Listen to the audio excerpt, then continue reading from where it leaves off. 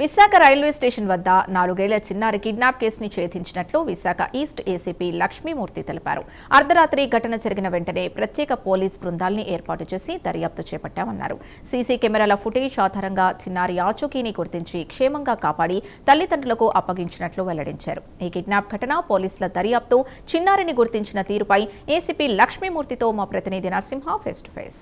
తునిలో ఓ చిన్నారి ఘటన మరొక చిన్నారి అదృశ్యమైన ఘటన విశాఖలో చర్చనీయాంశమైంది. ఈ క్రమంలో గత రాత్రి అదృశ్యమైన విశాఖలో రైల్వే స్టేషన్ సమీపంలో అదృశ్యమైన చిన్నారి ఈ ఘటన విషయంలో కూడా ఈ యొక్క ఘటన 24 గంటల లోపు ఏదైతే చిన్నారి అదృశ్యమైన వారి తల్లిదండ్రులకు అప్పగించిన వైనం అయితే విశాఖలో అయితే చోటు చేసుకుంది. ఇదొక ఏసీపీ ఈ ఘటనకు సంబంధించి ఏసీపీ లక్ష్మణమూర్తి మనతో ఉన్నారు. దీనికి సంబంధించి పూర్తి వివరాలు అడిగి తెలుసుకుందాం. ఏదైతే విశాఖలోని గత రాత్రి 4 ఏళ్ళ చిన్నారి అదృశ్యమైంది సార్, దానికి సంబంధించి కూడా అతి త్వరితగతిన ఎవరైతే వారి తల్లిదండ్రులు కూడా అప్పగించారు, ఈ కేసుకు సంబంధించి దీని వివరాలు ఏం చెప్తారు? ఇది మీరు చెప్పినట్లు రాత్రి మిడ్ నైట్ జరిగిందండి. మన విశాఖపట్నం రైల్వే స్టేషన్ ఎదురుగా ఉన్న ఫుట్పాత్ మీద. ఇమీడియట్గా మనకు సమాచారం రాగానే నైట్ మేమంతా కూడా వెహికల్ చెకింగ్ అవి చేసి పోలీసులు అంతా అలర్ట్ అయ్యారు.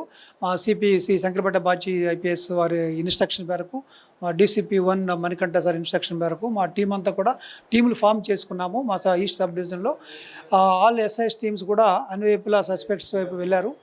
సీసీటీవీలు వెరిఫై చేశారు. ఆ విధంగా చేపట్టి మాకు వెహికల్ నెంబర్ దొరికింది. వెహికల్ నెంబర్ బట్టి ఆ ఓనర్ని ట్రేస్ చేసి వీళ్ళెవరు ఈ బైక్ మీద వెళ్తున్నారు కూడా ఐడెంటిఫై చేయడం జరిగింది. సో వాళ్ళ కోసం ఎదుగుతూ ఉంటే మాకు సమాచారం వచ్చింది. కుర్రాడు అమ్మాయి కిడ్నాప్ గురైన అమ్మాయి పలానా దగ్గర ఉందని ఎస్ఐవరంలో వాళ్ళు మనం ట్రేస్ చేయడం జరిగింది. అమ్మాయిని తీసుకొచ్చి ఇప్పుడే మన తల్లిదండ్రులు కూడా హ్యాండ్ ఓవర్ చేయడం జరిగింది. ఎవరైతే తీసుకొని వెళ్ళిపోయారో వాళ్ళు ఇంకా మనకు దొరకలేదు, కానీ వాళ్ళ ఐడెంటిటీ ఎస్టాబ్లిష్ అయింది. వాళ్ళు కూడా ఇమీడియట్గా మేము అరెస్ట్ చేసి మీకు తెలియజేస్తాము. అంటే దీని కేసు సంబంధించి ఎన్ని బృందాలు గాలింపు చర్యలు గత అర్ధరాత్రి నుంచి కూడా చేపట్టారు? ఈ యొక్క చిన్నారి ఏ ప్రాంతంలోనే మనకు దొరికింది? ఇవి యాక్చువల్గా ఎస్ఐస్ అండ్ టీమ్స్ ఒక ఐదుగురు ఎస్ఐస్ టీమ్స్గా ఏర్పడి వెళ్ళడం జరిగిందండి. తర్వాత మనకి ఎస్ఐవరంలో ఎంఐ మనకి దొరికిందండి. చూసుకుంటే గతంలో తునిలో కూడా చిన్నారి ఘటన కూడా ఈ తరహా ఘటనలు జరుగుతున్నాయి. అయితే చిన్నపిల్లల విషయంలో కూడా ఏం చెప్తారు తల్లిదండ్రులకు? అంటే ఇది ఇలాంటిది ఇక్కడ జనరల్గా రేర్ సంఘటన. వీళ్ళు ఏంటంటే ఫుట్పాత్ మీద పడుకుంటున్నారు కాబట్టి ఇది ముద్దాయిలు దొరికితే వాళ్ళ ఆలోచన ఏంటో, వాళ్ళ ఇంటెన్షన్ ఏంటో మనకు తెలుస్తుంది.